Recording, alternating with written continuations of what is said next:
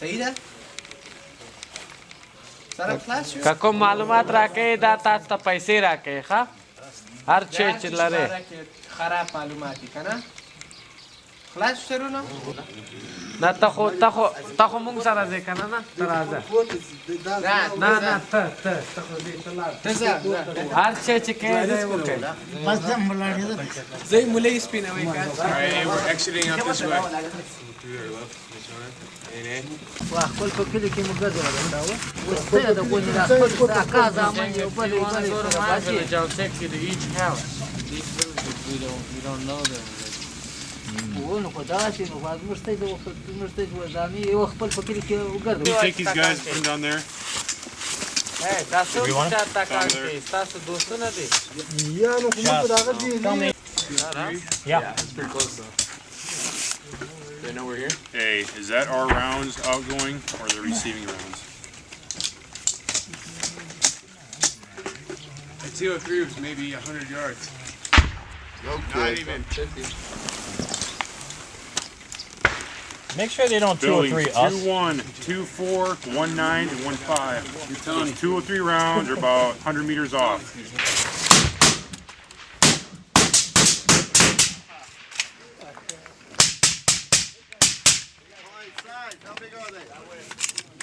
Two of them. Hey, distance! Fucking 150 meters! I got one of them! How big? Size! I just see two right now. Direction!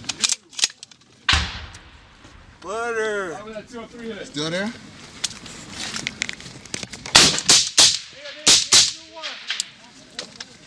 Hey, somebody tell me what the fuck is going on! Egress. Right pole back to the overhead. Flies ready for remark.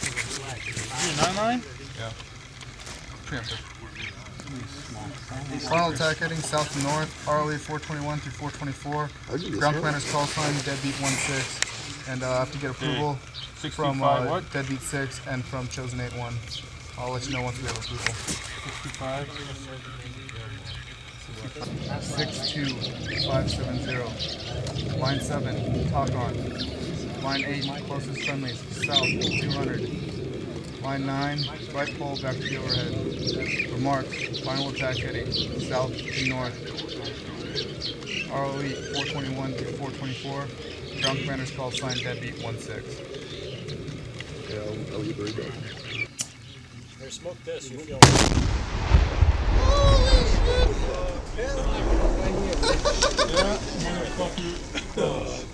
see the dust Holy shit, that was awesome.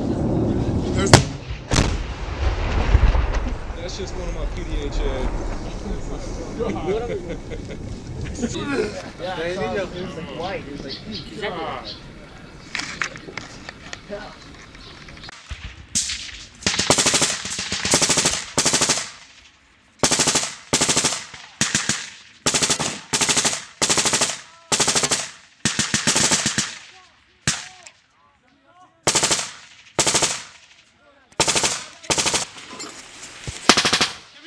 To try!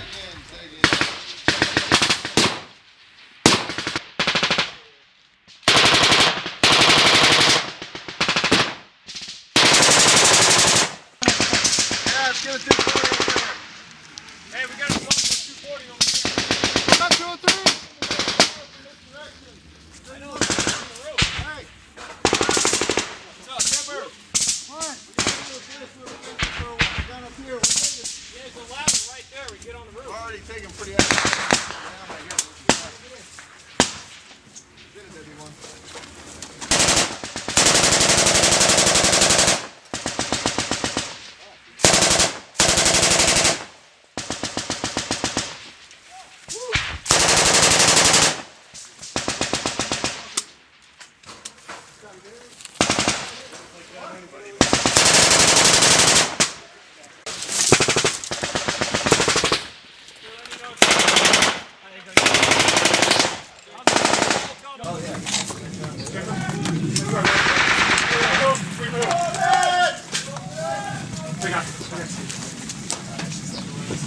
Yeah, Hey, sir, we're doing it. Just so you know. Still higher. Pulling holes in the wall.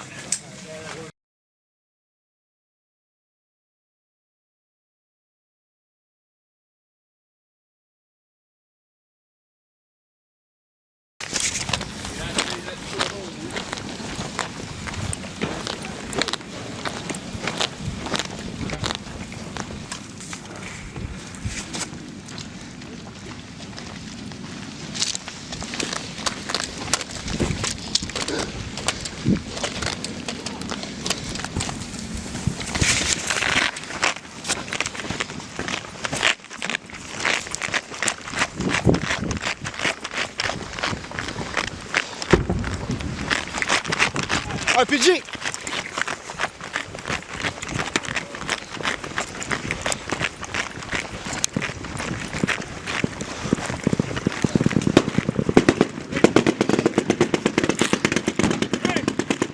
Keep moving! Keep moving!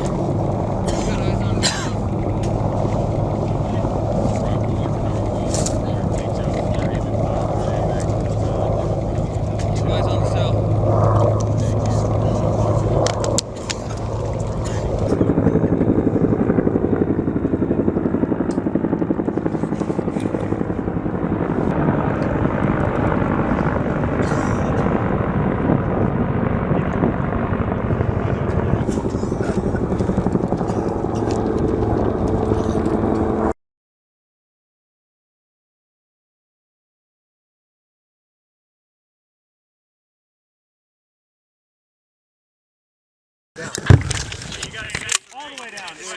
Hey. Open up. Hey, give my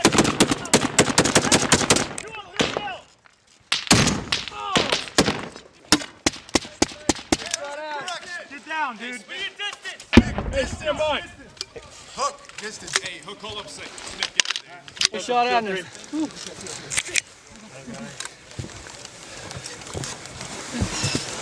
Now, hey, Jesus, come back. I'm working on it. That building, right? Hey, distance direction. That's what. Directly that way, bro. That's a good one.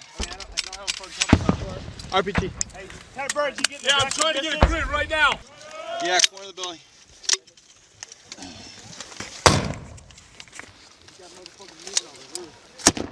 Eight, 9, 6, 5, 7, 3. How copy? Hey, shit, shoot me another one from there, dude. Shot right at the corner of that building? Yeah. I see you gotta be rounding about. Yeah. I've got the hold that shit. Right over your head. You're not gonna fight over your legs.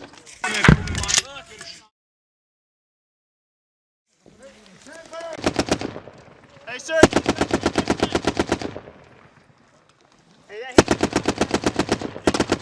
Hey, Cody, stand by for second grid on the roof. We got hook. You ready? We got no more movement over there, sir. On that building?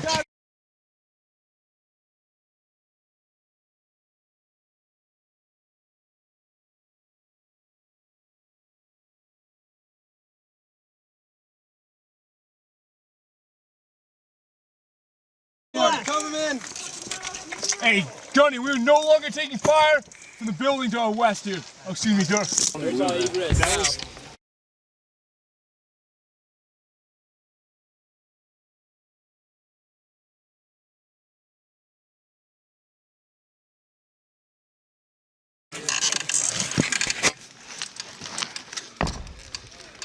All right. Notice right now I'm looking at you. How many 203s and guns we need up here? Down, down, down.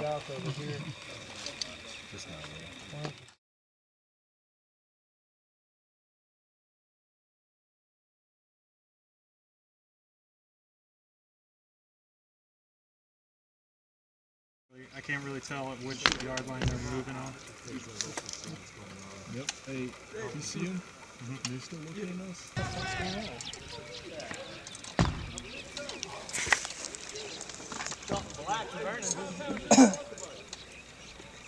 Throw a grenade in there. That's next door.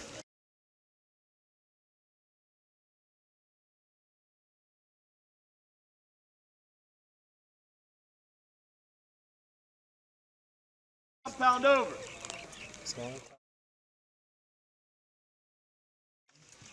Well, all right. They're tossing from the canal one over, and they're not making it to us. Tossing back. Yeah. Give it. Hey, 203 up.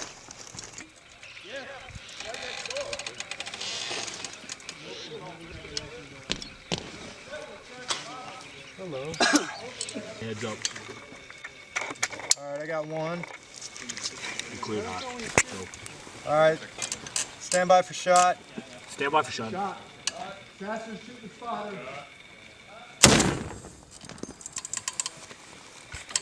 Who you got?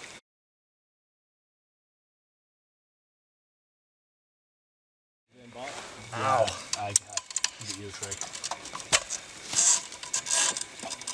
I had 3 in my sights. 2 went running the opposite direction where they came in. Yeah, that thing's loud apparently. Okay, that's actually a sniper. I think I got one of them, sir. Guy on a moped moving east to west at about 800. You'll catch him on that on the right side in a couple seconds. There he goes.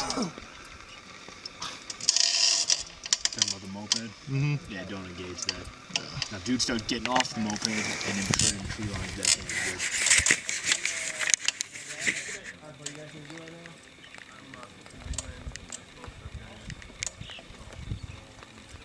Maybe 500 meters out, head west on 611. We got it. See the penis-shaped door right in front of us? If you go right behind that, that's where he is. Yeah.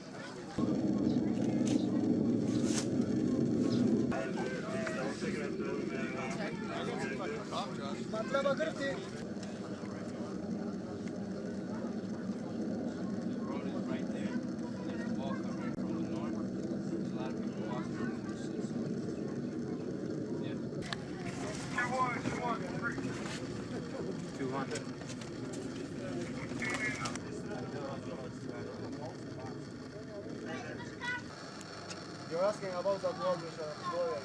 They want to tell that wall. So I went up there with two.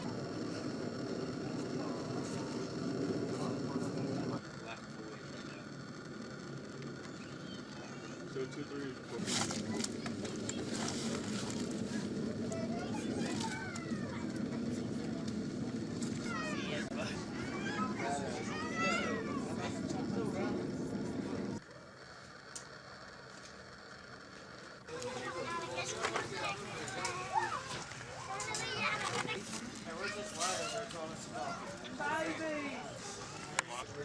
Now you gotta drop this somewhere.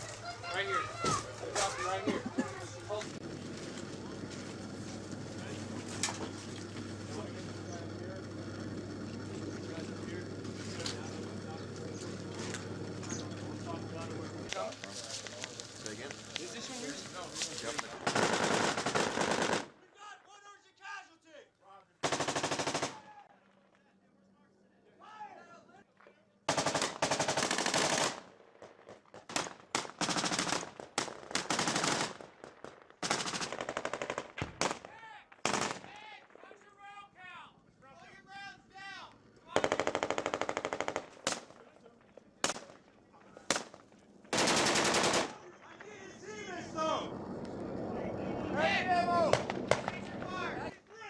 We got one individual in there firing us with a 2-story. Fire TNT3. 6-1.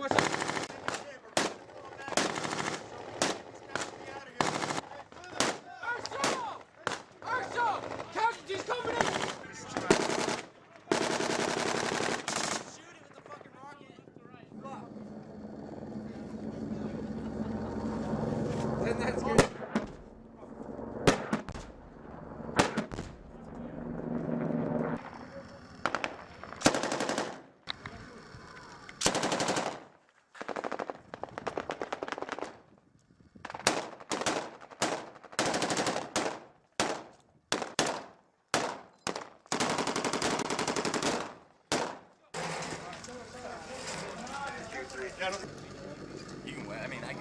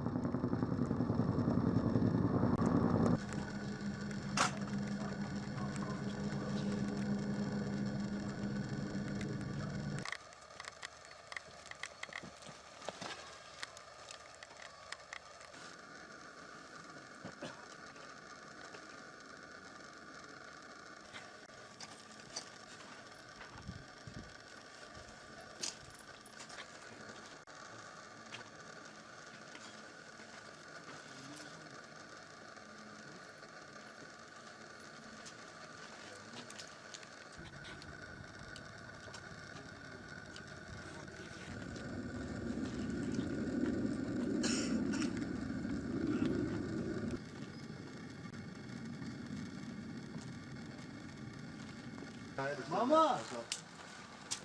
Yeah, I understand, but I'm not. That way I'm gonna push my guys over closer. Go, mama.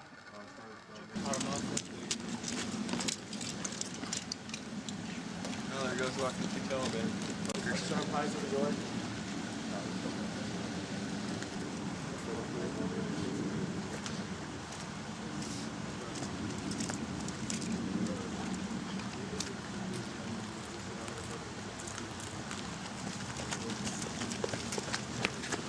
Hey, open it so much first.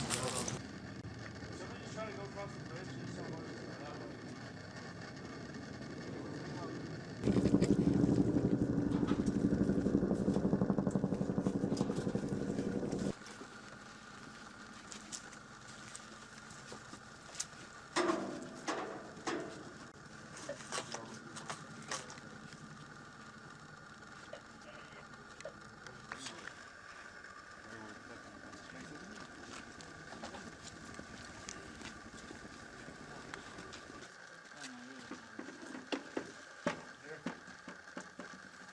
Hey, cover Cameron.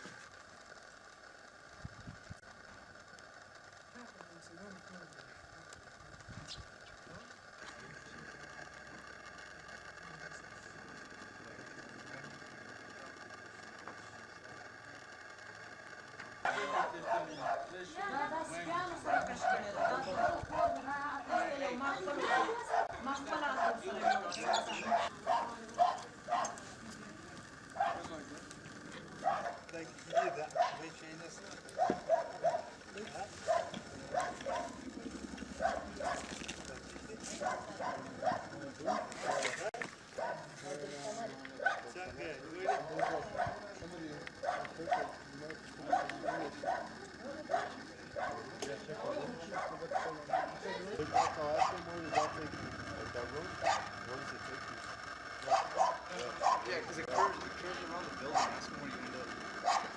Look it up.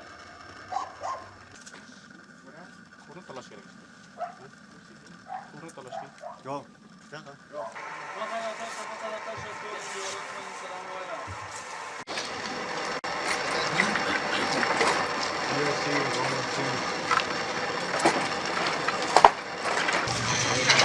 She got water over here.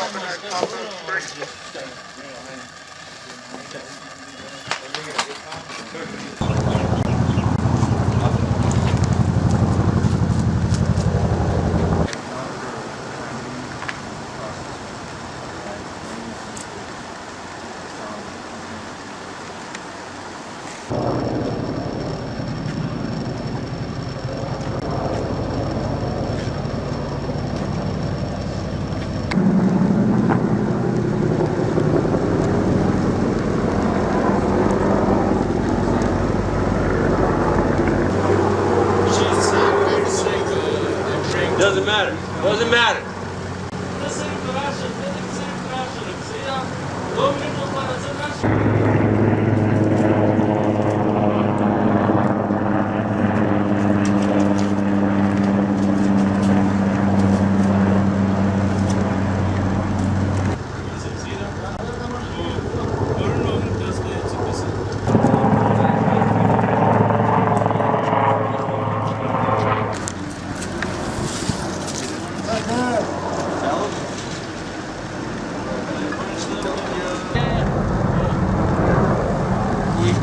خشبي ده هو الشرد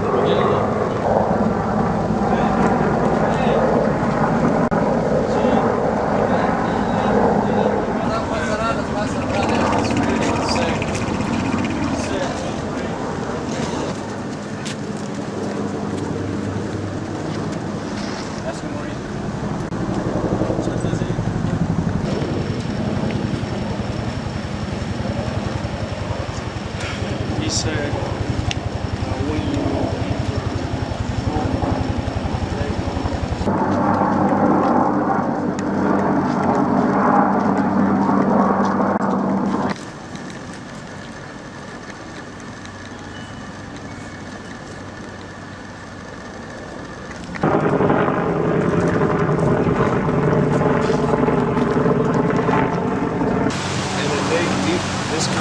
Right crochet. Right above. Yeah, I think that's a tributary to it though. I think it's on the other side of that wall. I think this is all just This is run up. diverted. This is small when it goes down. It continues down. You can see it as you get farther south. It still continues.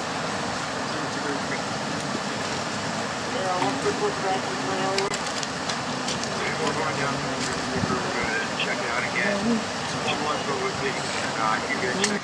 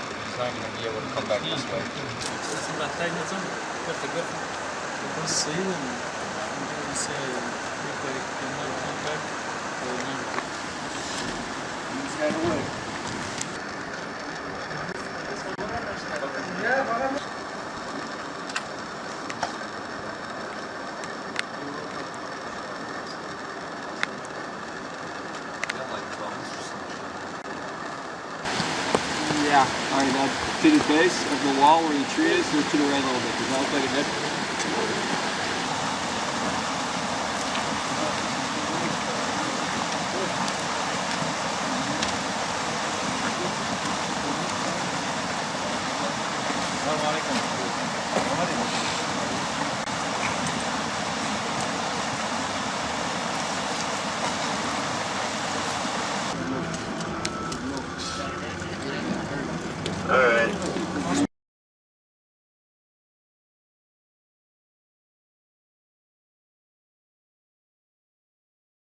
So pretty much every day that we went out on patrol, we had to go take the ground inch by inch, you know, continually punching the enemy in the mouth as much as we could. We come back, refit. Next day we had to go out, and after a lot of blood, sweat, and tears, we were able to penetrate that defense, break out of that, and establish some freedom of movement throughout the Upper Singing Valley. We're able to go, as opposed to when we first got here, within the first about 150 to 300 meters outside of the base, we'd be in heavy contact with, you know, up to squad, reinforced up to platoon-sized enemy at times. Now we're able to, you know, go click out, sometimes completely unharassed. Lately, you know, we've got a balance of missions. Sometimes I'll have my guys go out, just do. We'll know where some of the minefields are. We'll do an IED reduction type mission. Sometimes in the Syria-Gar, the brown side areas, we'll do more coin type missions, focusing on the people over there. It's a little bit more of a permissive area, but sometimes we'll do these long range missions deep into the green zone, do some patrol base ops, and we usually find some pretty good weapons caches, get in some pretty good fights, and take a toll on the enemy, and demonstrate to the local populace more than anything that the Marines can go where they want to go, we'll stay where we want to stay, and that the enemy doesn't dictate that to us anymore, as opposed to when we first got here, the enemy dictated a lot more of our actions. But these days, you know, we've pretty much crushed that, and we're moving about freely.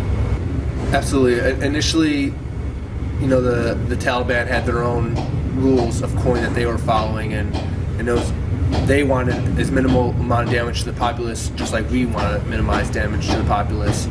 And I think that they were able to do that in the beginning because, you know, it was a pretty equal fight out here initially. That they had the upper hand due to the fact that they had these defenses established. But now that we've kind of broke down those defenses and literally killed probably a few hundred Taliban at this point, I think that they had to go to their plan B now, and, you know, desperate times call for desperate measures, and I think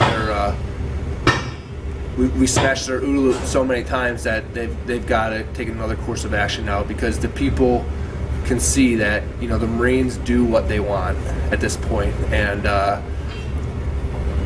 that type of show of force, you know, is probably turning the people more.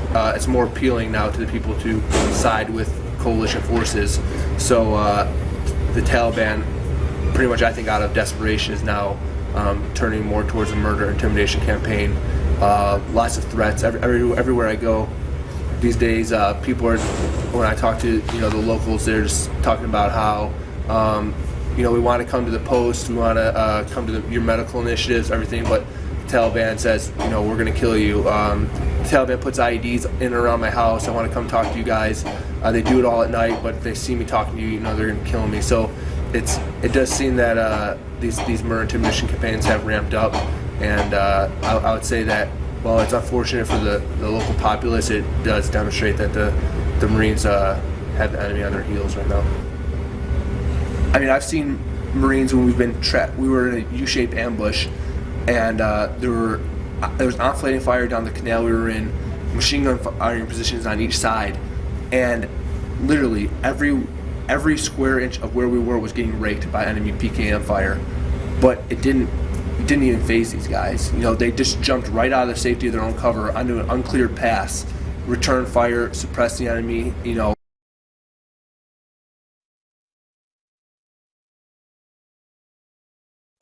Basically, the other engineers and myself go out in front of all the squads to, you know, keep them from stepping on IEDs and losing legs and whatnot. And today, we got lucky, went out in the alleyway, found some loose dirt, dug it up, and found a pressure plate, so kept from one of the guys stepping on it. Well, the reason I chose this job is, you know, it kind of gives me a rush, and I guess that's what a lot of the engineers are in it for. But I mean, it feels, there's nothing like it when you find it, and you know, you get to dig it up, and you know they, like, other guys are safe.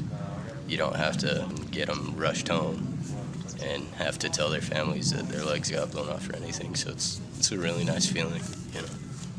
It's a really good feeling, you know, finding one of those out in an alleyway, especially when we're out doing a mission, keeping one of the guys from getting blown up or anything, and just, it's that way their families don't have to get one of those little Red Cross notes saying they got, like, legs blown off or something like that.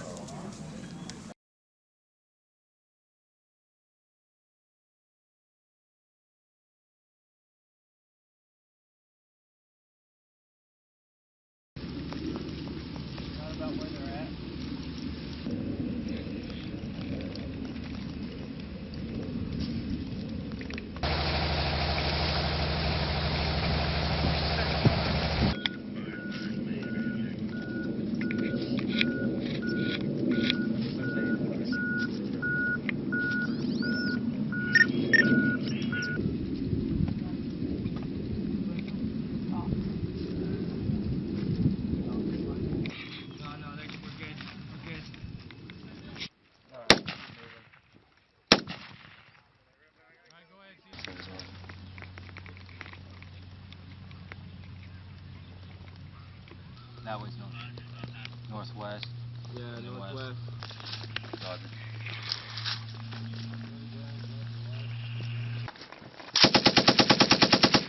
Good. Effects are good. Continue.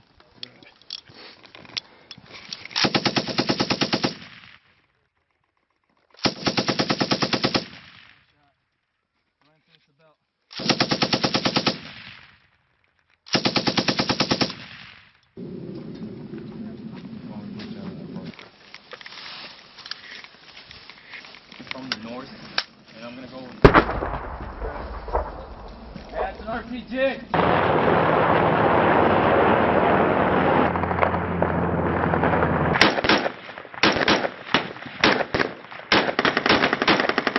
You try to get over there, either on this one or that one, so I could get. This compound right here, sir. Right, pro shack, right above. Yeah, I think that's a tributary to it, though. I think it's on the other side of that wall. I think this is all just This is runoff. diverted. Small when it goes down. It continues down. You can see it as you get farther south. It's still continuing.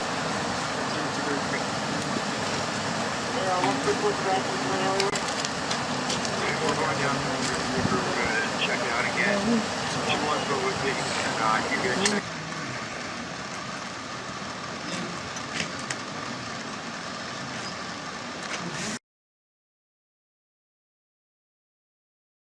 What is that?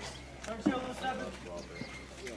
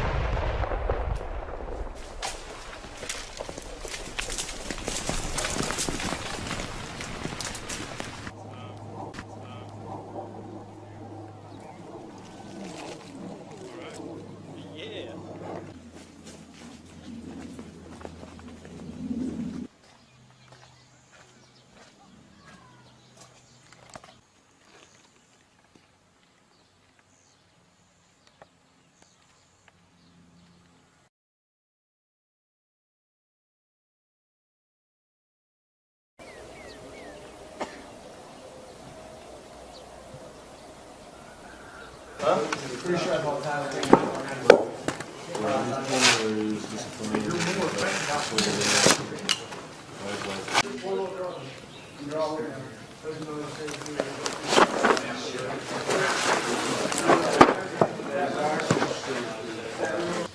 The purpose of this patrol base is so we can disrupt and interdict any Taliban or insurgency that is moving south down to the district center, so that we can establish a good government in this area. Atmospherics in the area are very negative. The people don't really stay around. In the morning they'll leave, in the evening they'll come back, and then all through the day it's just us and the Taliban up here fighting. So the atmospherics aren't where we'd like them. We'd like to get them a little bit higher, where people would actually like to stay in the area, but right now they don't. The routine for our platoon at this time is we use bounding overwatch everywhere due to the engagements that we have here. Support by fires, lots of support by fires while we maneuver to another support by fire, which will allow them to displace and maneuver behind us. We utilize mortars, a lot of HEDP, overwhelming fire superiority,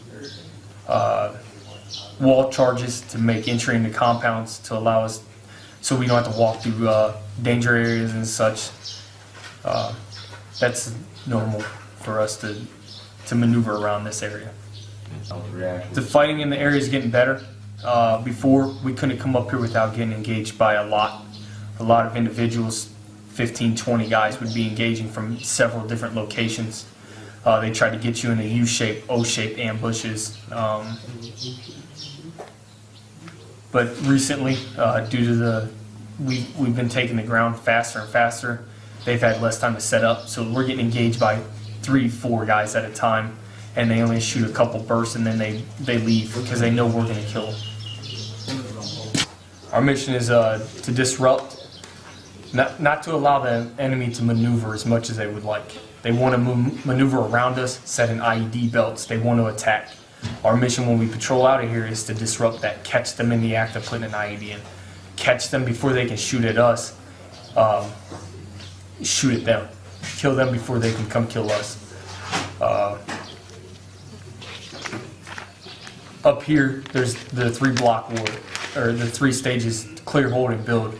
Down in the southern portions, they're starting to move into the build phase. Up here, we're still clearing. So that's our mission up here. We're clearing this area. What's that? Or west and north. The group of us were walking with EX in San Mateo. As soon as we got the back, we started shot. Look at this. How many waters do you have left? 6 on the canteen. We're going to set in support by fire positions along these buildings. My Cooper Woodall stick, he'll be pushing along the buildings over here, clearing out these buildings. And that's basically just the plan. It should be a short patrol. But anybody knows what happens out here. We're probably going to take contact. If we take contact, it's going to come a little longer. And we're going to have good support by fire set in. So we're going to suppress the enemy. And that's about the gist of our patrol. We're going to push back to the PD.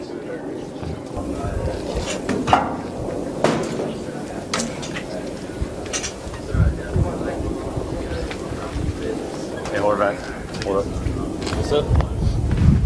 Well, this covered. Big ass W? Yeah, and I'm going to go up here and I'm going to try to find a way onto this roof so we can get a rifleman on this roof to cover out back here, all right? The door's shut so we can get like Maniglia, Mendez on the roof. We can have them cover the door and door southeast. All right, Roger. Yeah, and I got this door. Me and you'll take turns covering this door. We got posts over here. All right, Roger that. Here you can at least see some of the compounds and some of the tree lines. Other than that, I don't think there's another place. About as good as they're gonna get. All right, man. Is that fire? What's up? I thought I heard a burst, dude. Maybe not.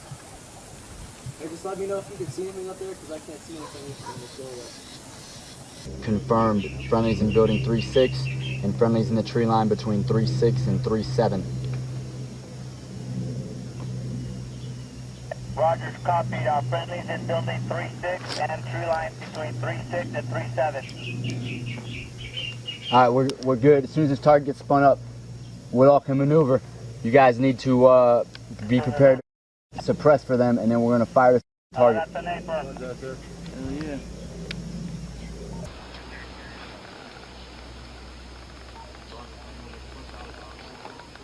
They're good on the roof. We keep it on this room so there's no one coming out of this room. Rim, I need you on that roof. He's on the roof. All right. Fahim, 3. Can we see this? Roger, copy. Great. Where are they actually going? That's an A-firm.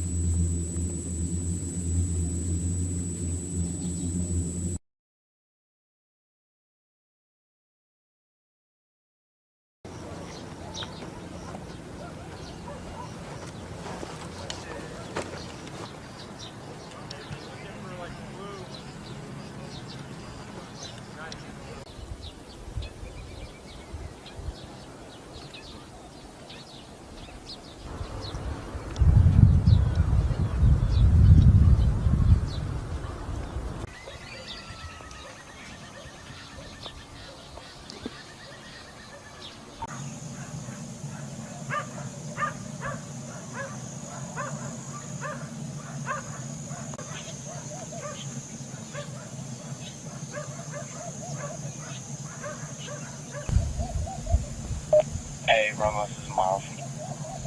Send it. Hey, it's Miles. That. Roger. Hey, you guys have security right there, right? Yeah, no, just gonna walk and I'm in 095 degrees. Alright, cool. We're gonna move in. He says they're next up to the road.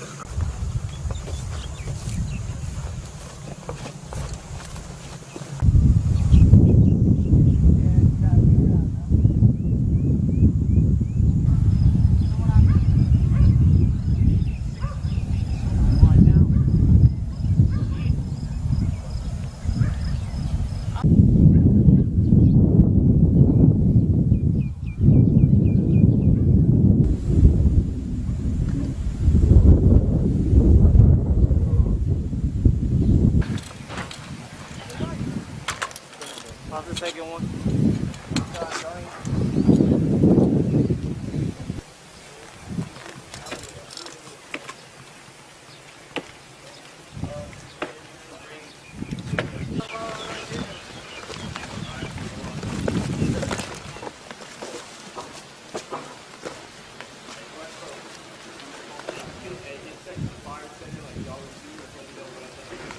Right, I try breaking the wall because you can step it right here. Hold this gun and then go. Okay.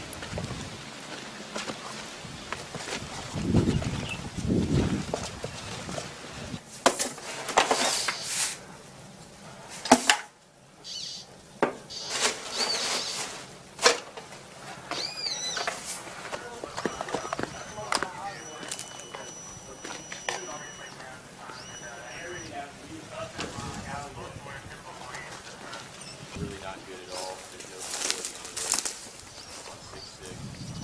Building A1 is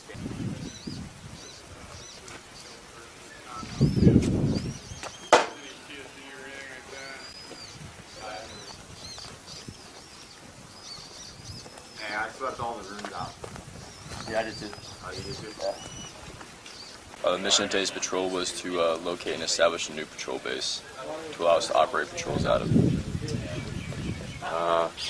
We moved the patrol base to kind of change it up a bit, because if we keep the patrol base in one central location at all times besides the main patrol base, then it allows the enemy to establish fighting positions and see our avenues that we usually travel to and place IEDs and that kind of thing. So by moving the patrol base, it kind of changes it up and kind of throws a curveball towards the enemy.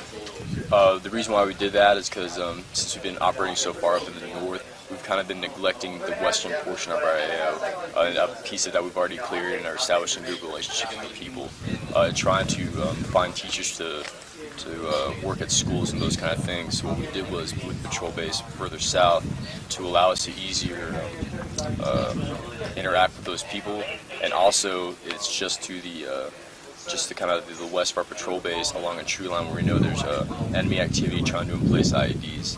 By keeping a presence in this general area, it'll hinder the enemy in actually placing these IEDs on us, so keeping us safe and local safe at the same time.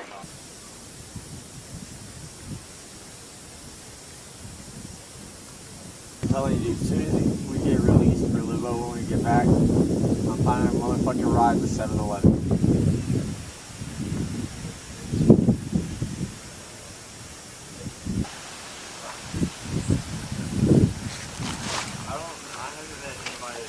Hey, you see that guy in that back tree line? Yeah, I've been watching him. I thought that was a new guy that just walked up. Oh no, I know. Yeah, he's all the way to the left. He just like got down.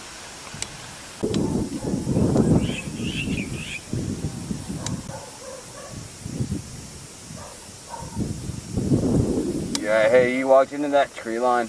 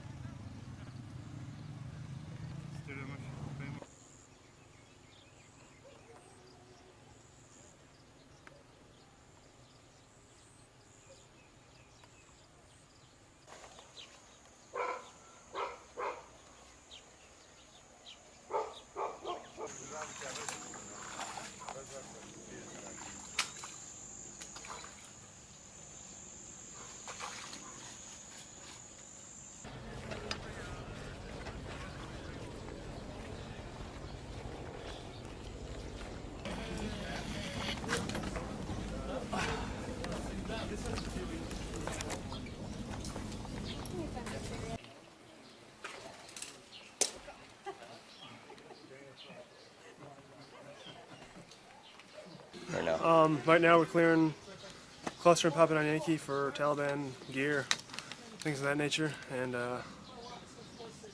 so far nothing found.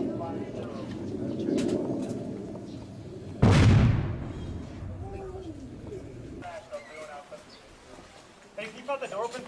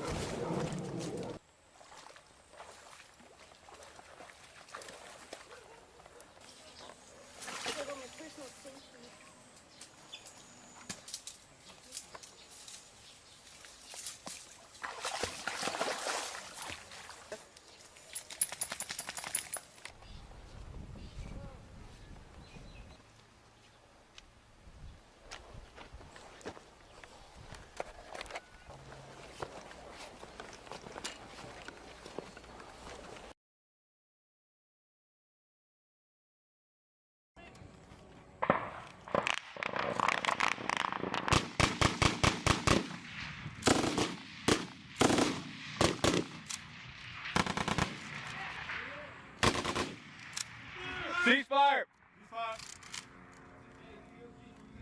Dad got eyes on somebody displacing about 150 meters into Call Wall wearing a black and white top. Hey, black and white top. Yep, there he is. No, they're in Call Wall. Stop. All right. Dakota 3. Dakota 3 is in Call Wall. Backside of Call Wall. Talk to main, give him a direction and distance. What's going on out there?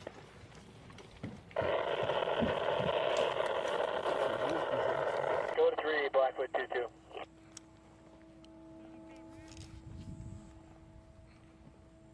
Dakota 3, send it.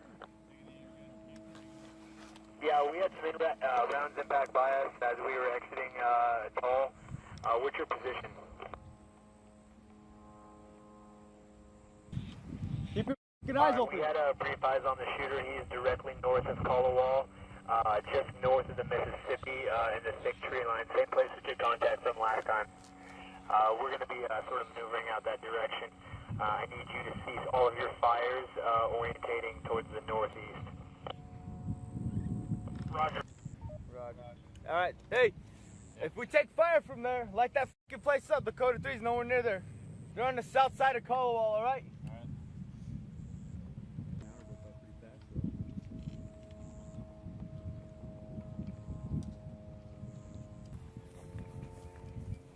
You guys good? Yeah, we're good. It was pretty close though. So crazy that 203. Stop. And then he egressed directly north into the corner. We lost eyes on him. He should be more in black and white.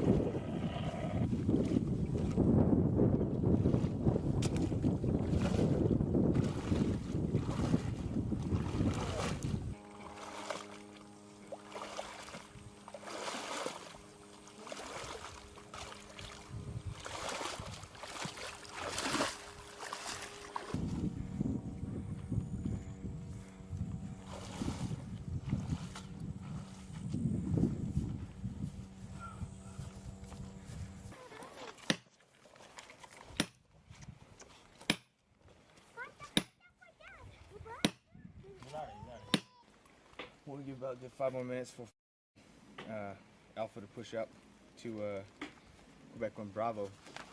Apparently there's all the ICOM traffic is coming from. Saying they're waiting for us to re-enter the PB so they can start shooting at us.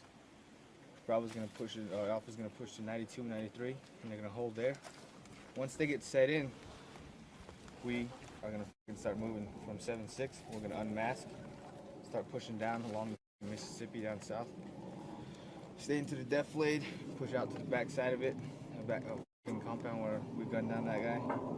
Come down south, and if these guys start opening up on us, Alpha's gonna start maneuvering on them. As that's happening, it's gonna look like we're going inside the PB, but we're not gonna go in the PB. We're gonna start pushing through this open field, the backside of the atoll on Caldwell. See if we can. If anyone's trying to egress, Alpha's gonna block them off. We're gonna push towards this tree line over there where this IED belt used to be. See if we get anybody pushing out that direction. We can catch them, you know. So we'll probably start taking fire. By then, I'll give a signal. I'll be communicating with Alpha. We're gonna try to get the blimp on top of that, and that's what's gonna happen. So, let's take it there. See what I call that? Start trees up. Yes, go for it. Good.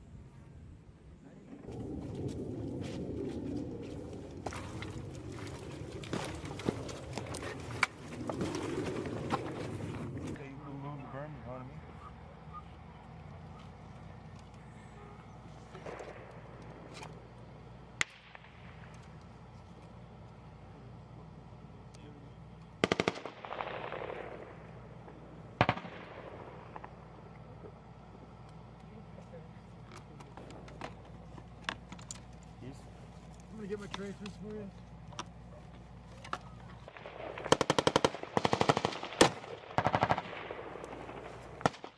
Hey, are you ready? Yes, sir. Where do you want me to shoot it at? Alright, building 50. Please. I think I raised the fire. Back in that building right there at 1 o'clock? Yes. Alright? Fucking put it through the middle of that wall right there. Trees are hanging over it. Where the trees are hanging.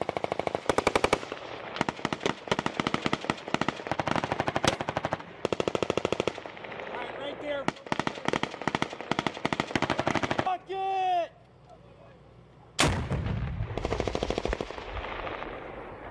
Hit. One long. Yeah. One more off, too. No, we're not firing. Yes, sir.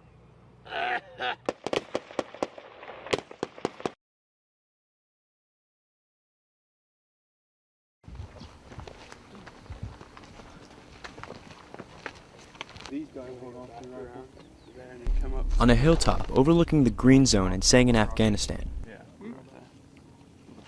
a surveillance target acquisition team, also known as STAY, moves into position to scan a known hotspot for Taliban activity.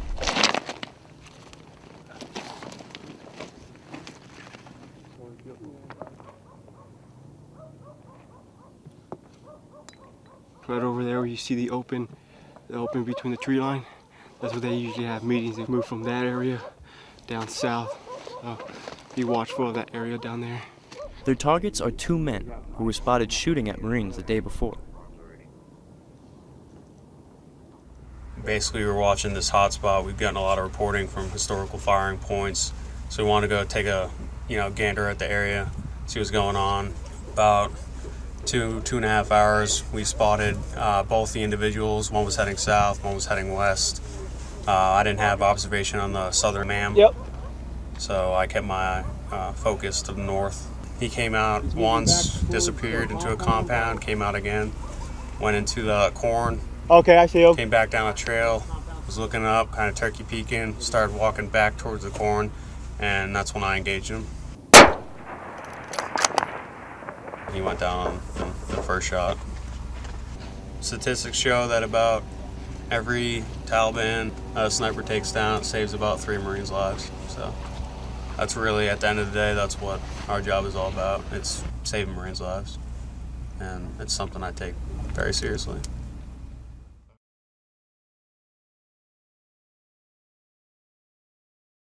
Kind of walked away really fast.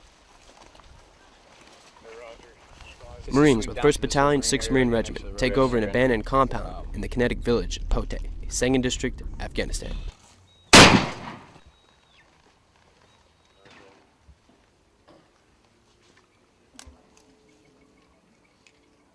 Batteries. Upon their arrival, they are greeted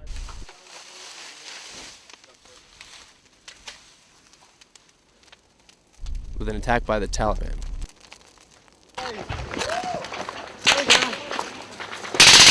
About right there. 4 meters that way. Right there. Go!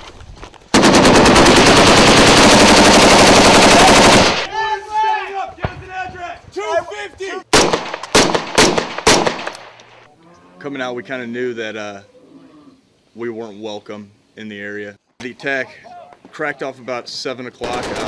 They started to break down on us. We had contact from the west, northwest.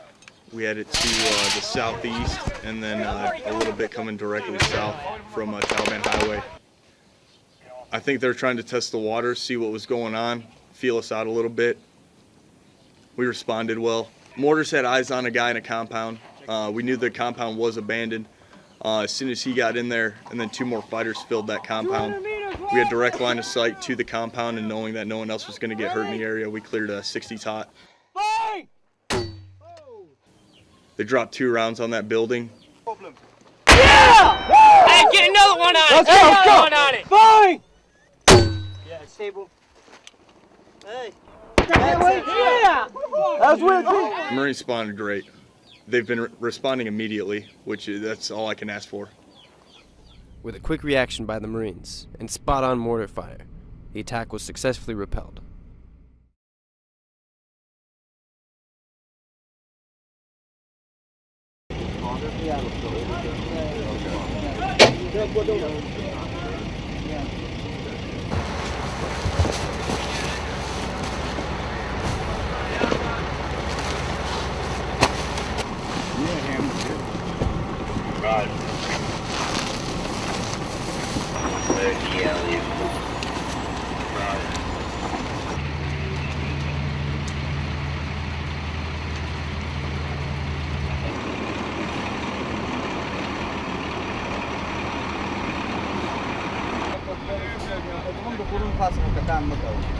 دغه د مانده پوسټه د معلومیږي دغه د مانده پوسټه یو شهید سوی وو یو پتلله یو مسلمان د مټره سره پر صوبې د معنا د مکتب سره دلته معنا خو تاسو وو سره کې یوال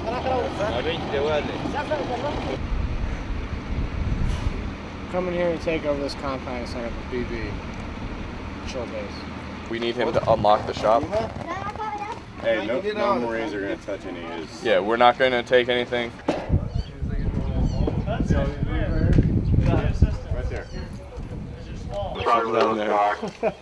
You need the light. Holy shit! Shine your light down in there, Zuzia.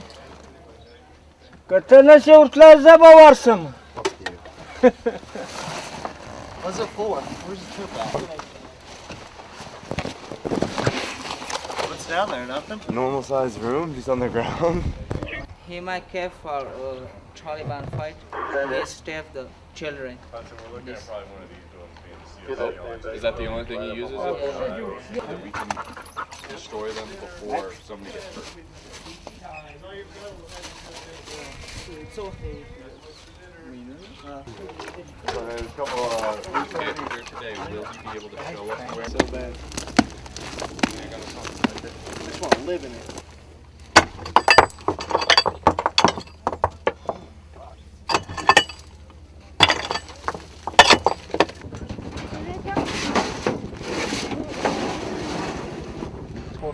عملت تاسو خبر کړی خو شو دا کور مشر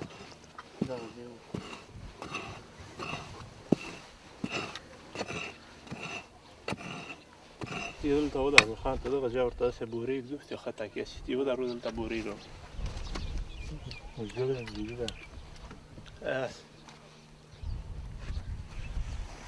هاي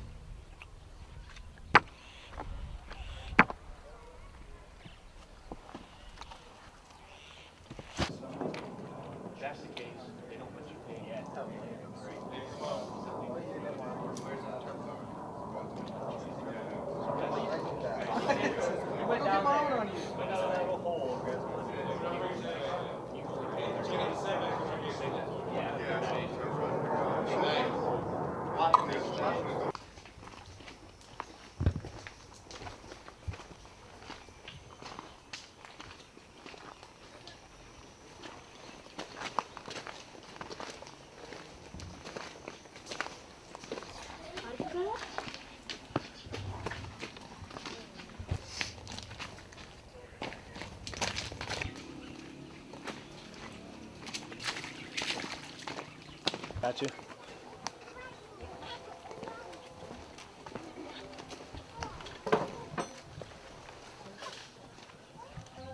Pushing.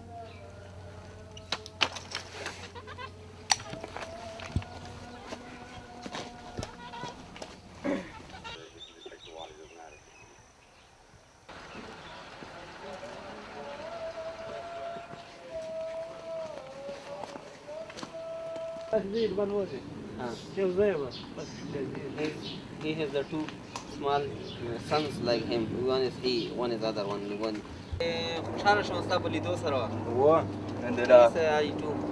we're the Marines that are actually live across the street. We're going to be here working with the ANA and the people.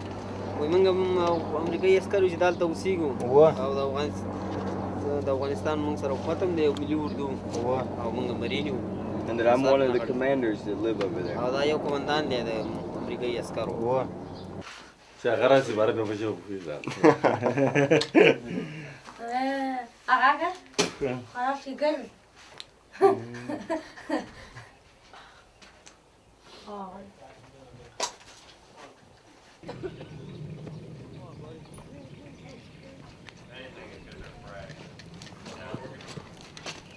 Yeah, it just ended with retarded because I realized how to keep.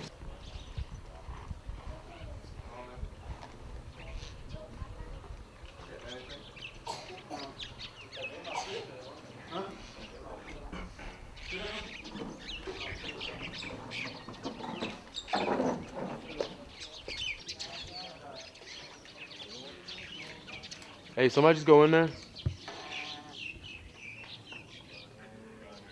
30 minutes ago, Taliban came by, set up the roadblock. So there's 4 guys on 2 motorcycles.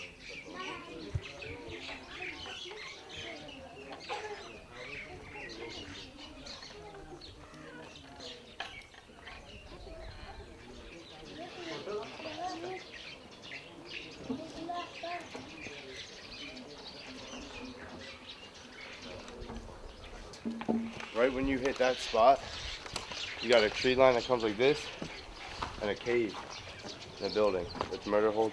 You got a cave straight ahead in a tree line. It's textbook ambush.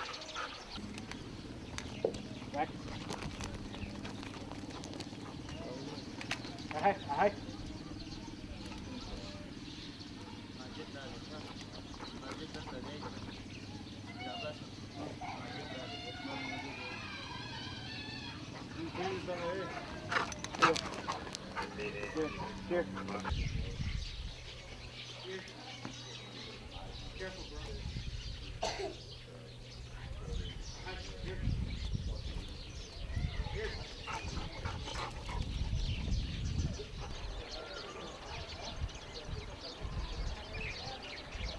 Dia parlan kai shwa Americana da wansi dia khati bashi gida wala shi tangan ku yi was daga tishi was mun sana so da kan kase ka sawi this is the sala ke de par ban kare cham sab teach Pachu aí. Hey, Daramata. Hey, Doc, you fixed his eye. Tap getting key. What did you do?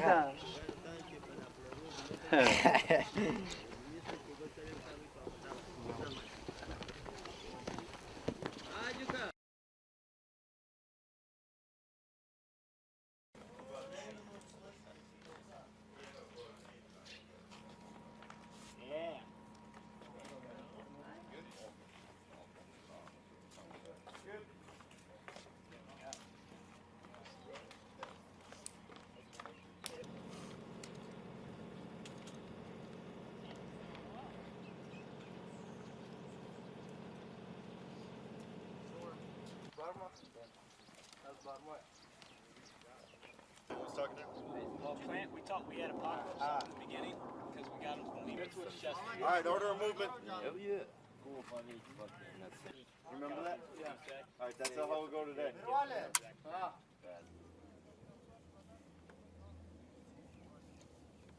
should be 20 and 19 right there.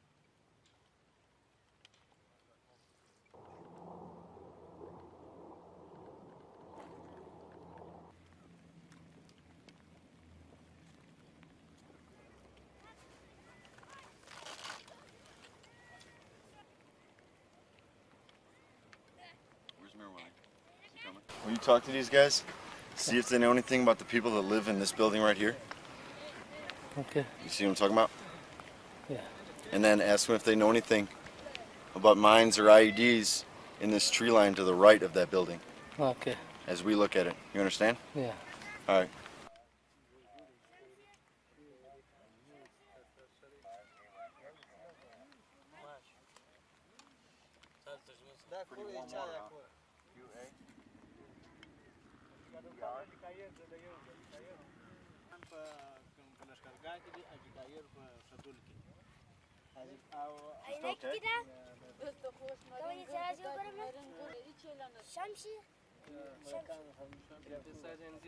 Hopefully build a reputation or build a relationship with you guys. And we would like to know if anyone from the area is not supposed to be, is anyone from outside the area hanging around here that you don't know that we should know about.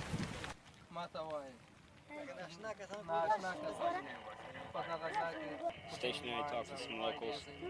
When we start moving, we'll still be heading southeast, east. Right now we're static, talking to some locals. Banana. Banana. Keep pushing.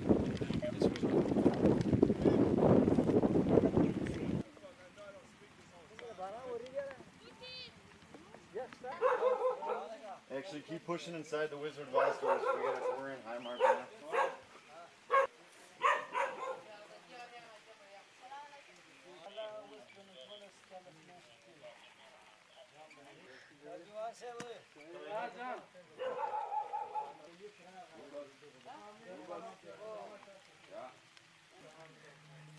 Let's go.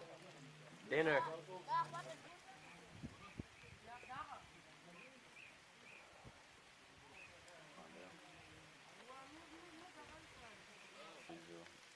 These are just all little names.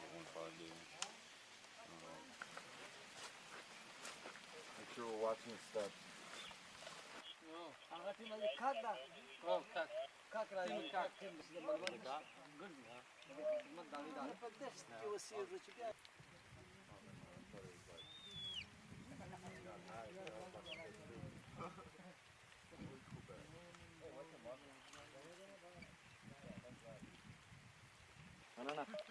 Banana.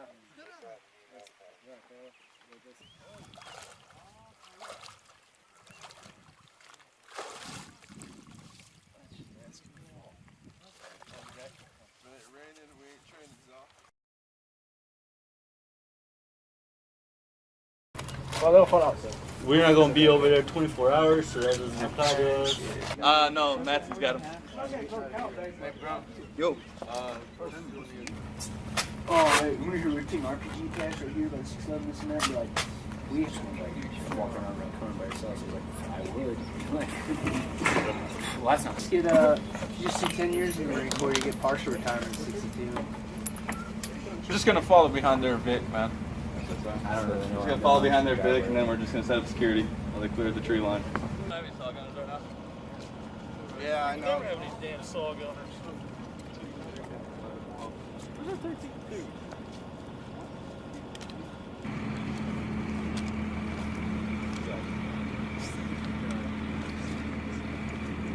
Down? No. Is that on?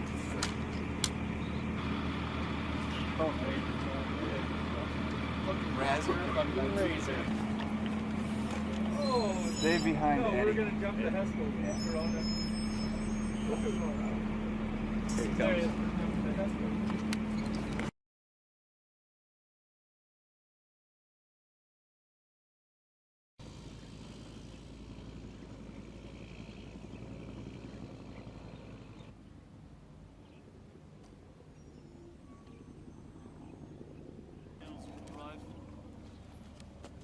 We got me at Brown.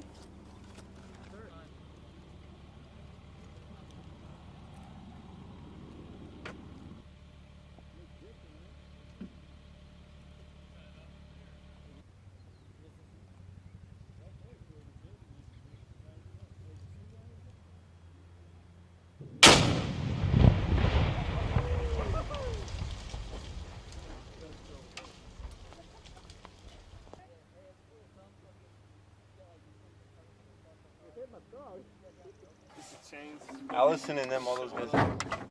Sharpen. Yeah. We crossed over here more. Okay.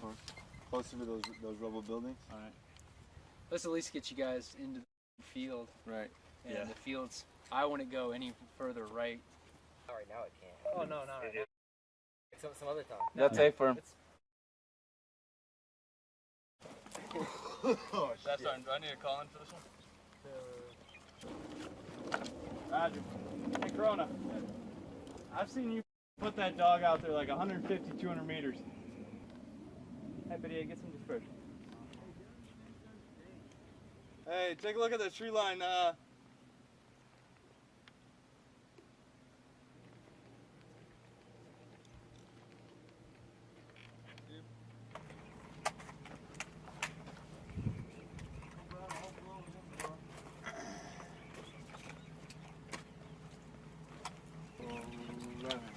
Good, Brown. Good? Yep.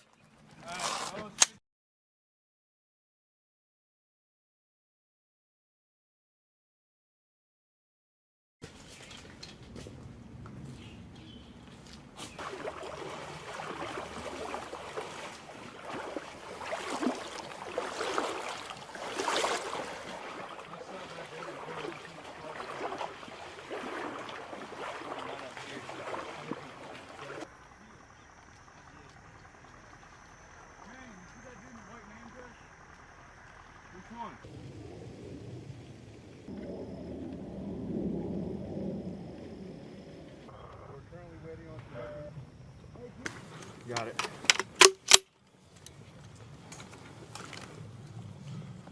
Fucking shoot a 203 in that door. I only got so many 203s. Shoot a 203 in that fucking door.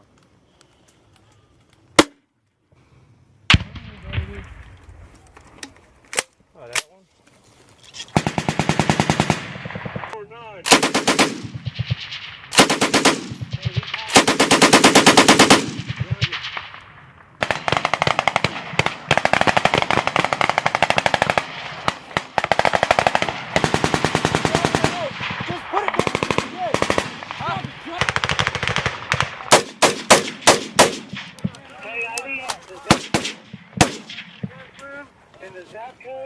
Oh, the one that shot the arm.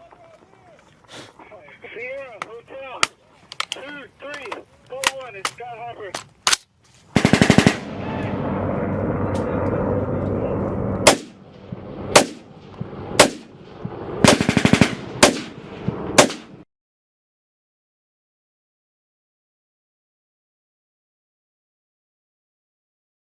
I'm Corporal Kevin Ice.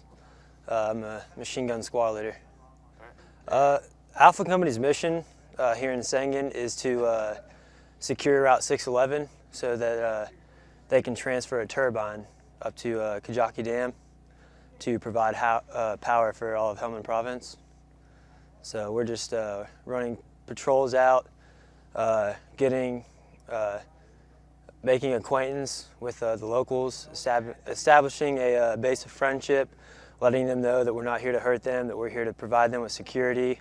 Also, we're working with the Afghan National Army, developing a friendship with them, getting familiar with them, working and making friends so that we can all work together to accomplish the one mission. The terrain differs. It's a lot, especially in the brown zone. It's a lot of mountains and stuff. But in the green zone, you got cornfields, ditches, canals.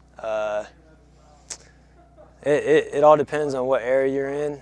The corn should be coming down soon, so it's going to be a lot of openness.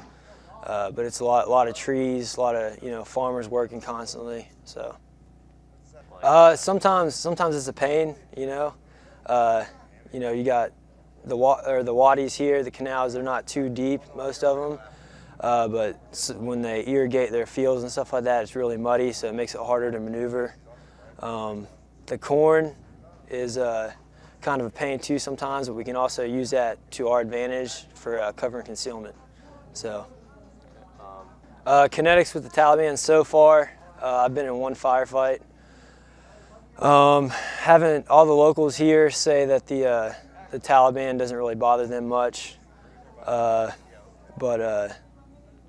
so far, we've only been here for about a week. Haven't really seen too much. Hopefully that stays that way, but we'll see. As of right now, all I know is that we're here. PB Georgia, and our mission is to make sure, like I said, that we secure our AO in the route of 611. Other than that, I couldn't really tell you what the future holds for Alpha Company, but I do know that while we're here, we are going to do our best to make this place not only safer for the locals, but better style of living as well. So.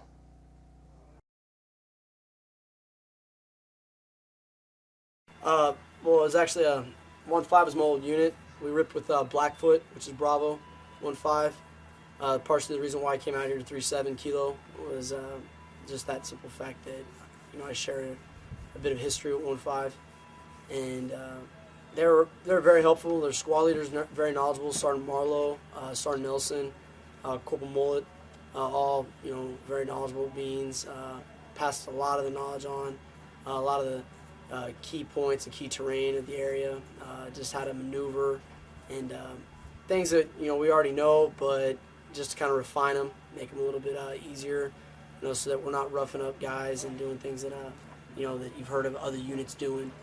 The kids, they're a real big sign, and what we do. You see the kids out there and they're happy with you, and they're tugging on you and asking you how you're doing and asking you for chocolate and pens. You're doing good because they keep coming up to you, and they always give you high fives and things like that. So 1-5 taught us that, that it's not like when 3-7 was here last time, where it's a constant threat. And we're in Sengen, Afghanistan, right by the river. I mean, there's not really much, other than using that military jargon or grids and things like that. But yeah, we're right by the Helmand River. Second platoon is we rotate out of this little PB here. It's a lot of farmers. Just a lot of farmers out here. Nomads are rolling in, coming from the mountains, and just a lot of new faces. But other than that, it seems to be a very friendly area. I think it's when we don't see that, that's probably when we should, definitely raise the eyebrow.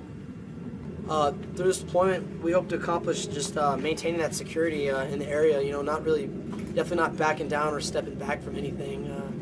Keeping that presence with the locals. We've made a lot of friendships out here, a lot of relationships with elders, mullahs, shop owners, even some of the younger males. We've actually gained somewhat of a trust with them to where we can count on them to help us out while we're out there. Point out any kind of danger area or something that might be a threat to coalition forces. But that, and along with being able to hand over this whole this battle space to the ANA, allowing them to further their operations and keep it secure, so that when we do so, the locals don't see U.S. forces just backing out. They see it's a joint operation. We're kind of trading and handing over back to them, and they see that it's in their hands, and they can trust the ANA, the ANP, and the ANCOP. So that's mainly what we hope to accomplish, and so far we haven't had too many problems. We've been doing a pretty good job, with the help of our interpreters and the ANA, and our ETT teams. They've been helping us out, making sure that we have that relationship established. I think it's been going pretty well. We've had tremendous success, I would say, with the turnout of the local shuras, starting with during our RIP with 1-5. Increased within the next 7 to 8 days of the first shura that I did with the platoon commander from 1-5 into the next one that we had when we had actually post transfer of authority. We had about 35 to 40 locals representing each of the five villages in our AO. So they seemed to be pretty happy with the work that 1-5 had done prior to us getting here. I think it was a pretty smooth transition from our platoon taking over for theirs, and then the locals seem to be pretty satisfied with the security that we've been providing, and they seem to be content in terms of reaching out to us, letting us know, when they're doing certain things in their fields, to let us know that they're not Taliban, and just kind of doing everything that we've asked them to do to mitigate any issues that we would have. Not looking at them as Taliban, but recognize them as the local people that should be here versus Taliban that's been kind of infiltrating from different parts of the AO. Overall, our kind of mission is to provide security for the locals right now, to prevent Taliban from coming in and establishing a base to operate from. 1-5 did a really good job taking over for 3-5, which took over for 3-7 last year. After they cleared pretty much most of the Sangin Valley, and at this point we just kind of want to continue on those gains in terms of keeping the AO clear of Taliban influence, making sure that the local people are protected, making sure that they feel secure, they're able to continue on with their daily lives, whether it's farming or teaching their kids, or wanting to establish more of an infrastructure in the area, such as building roads, getting schools up and running, getting river crossings, bridges, and things like that allows them to facilitate their way of life in a more efficient way, more productive way, and ultimately us partnering with our patrols with the local ANA to eventually turn over to them. So when U.S. forces pull out of Afghanistan, ultimately the goal is for the Afghans to be able to protect themselves and continue on the job that we've kind of helping them to do now. I think it's been relatively quiet, which I think is a success. I think it's a tremendous. I think it speaks highly of the work that 3-5 and 1-5 did prior to us getting here. You kind of, in my mind, it's kind of what you want to see. The AO has been pretty quiet in terms of we haven't had any small arms fire, direct fire incidents with any enemy or any insurgents. I think that could change any day. I like to think that we're prepared to handle it, you know, at any point along any patrol that goes out, any time of the day. That said, you know, it's not something we're hoping for. Hopefully that, you know, we're doing a good enough job of providing security that the Taliban doesn't want to come back, that the locals feel secure in us being here, and that we're you know, effectively providing security to the whole area. No, I think we've got a great group of young guys here to do the job that we're tasked to do. You know, I'm proud of the work that we've done so far. It's only been a month. We've got another 5.5, 6 to go, but at this point of the deployment, you know, we've managed to stay safe, and I think continuing to provide security to the locals in this village, especially the reaction that we've had from them, which has just been nothing but positive reinforcement of the work that we're doing. The fact that they feel they can come to us at any point and talk to us here at our OP, and show us around the AO, lead us through their fields without worrying about the threat of IEDs. Every step they take, I think, it speaks volumes about the relationship that we've established, and hopefully will continue to maintain throughout the rest of the deployment.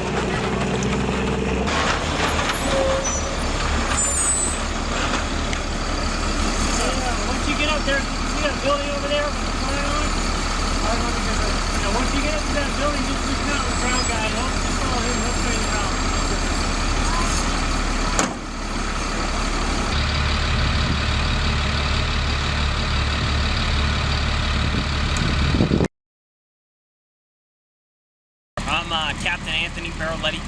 I am the company commander for the Route Clearance Company. I'm part of Company C, 3rd Combat Engineer Battalion. What we did was Route 611 hadn't been traveling in quite some time, all the way up here to Kajaki Dam.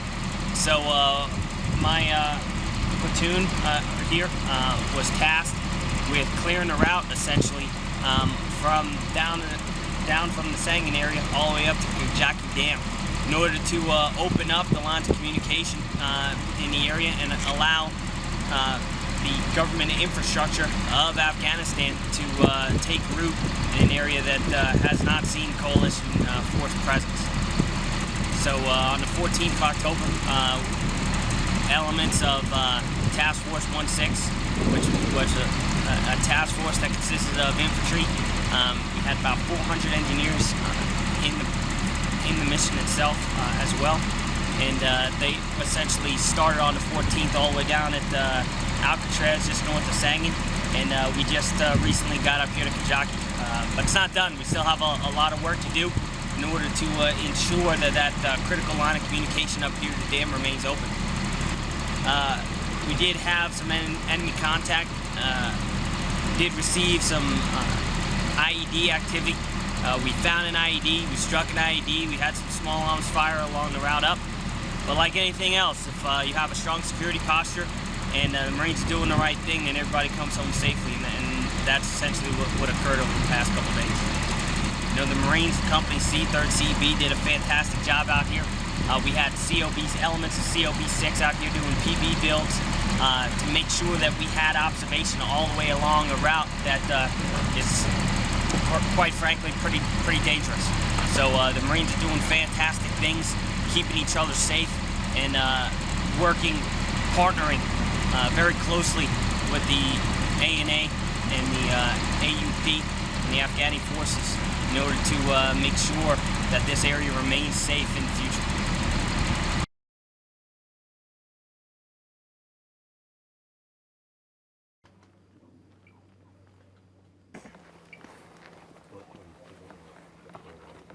Here. You see where the alley is? Yeah. Right on the other, like right on the other side. Like he blocked it with a rock. Okay. But like a meter in, there's one there. And then you see that big tree that we kind of went around to this side to look at it. Kind of on the back side. I can't tell if it's on this side or on the back side of the tree, but there's definitely one there as well. Okay. We'll exploit this tomorrow. Is that it though? Not exactly.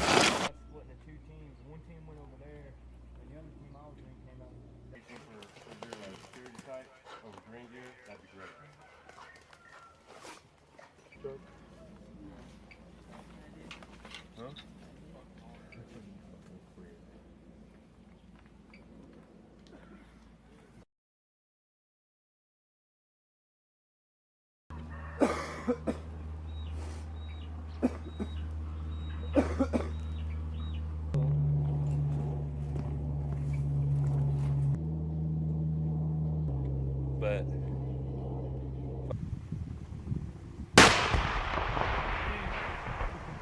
damn,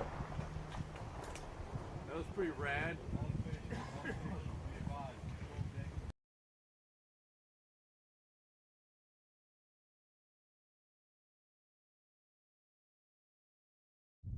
I'm Sergeant Seckley, Sergeant Lugo, and we are the female engagement team. The acronym FET has been introduced and used with more frequency as we continue to help the people of Afghanistan. You might have heard it or read it, but what does FET stand for and what does it really mean? FET stands for Female Engagement Team. FET is a program that we come out here to engage the female population, gather atmospherics on their village, find out a little bit more about what's going on and build relationships. The ladies can define FET because for the past 7 months, they've been living it. Sergeant Lugo and Sergeant Seckley have been great working with. They love going out, they love interacting with the people.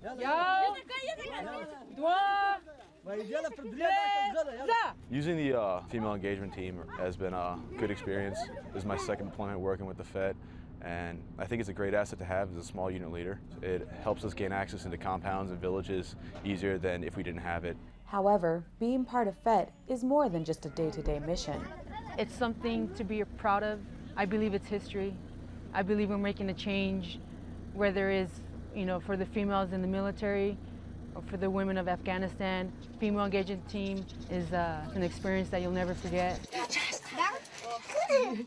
When we come into the compound, the women are usually kind of off in the corner since they're not allowed to speak to any of the men. And we get to talk to them, and it's nice to be able to give them a voice too. The ladies say their success wouldn't be possible without the support of their command and the Marines of 3-7. Marine Corporal Lisa Cisneros, Sangin Province, Afghanistan.